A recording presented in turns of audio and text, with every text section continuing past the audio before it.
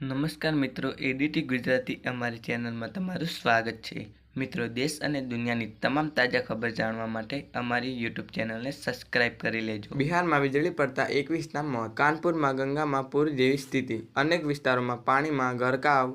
MP સહિત 8 રાજ્યોમાં ભારે વરસાદનું એલર્ટ। બિહારના અનેક જિલ્લાઓમાં ભારે વરસાદ પડી રહ્યો છે। છેલ્લા 24 કલાકમાં 12 જિલ્લાઓમાં વીજળી પડવાથી 21 લોકોના મોત થયા છે। રાજ્યની નદીઓમાં પૂર આવ્યા છે। ભાગલપુરમાં ગંગામાં પૂર જેવી સ્થિતિ છે। અનેક ઘરો નદીમાં ડૂબી ગયા છે। કેટલા લોકો તેમના ઘર છોડવા મજબૂર થયા છે। ગણનદેવીમાં 4 કલાકમાં 5.5 ઇંચ વરસાદ। જલાલપોરનું ખરસાડ બેટમાં ફેરવાયું, ગામમાં કેડસમાં પાણી ભરાયા। વલસાડમાં 7 જેટલા મુખ્ય રસ્તાઓ બંધ।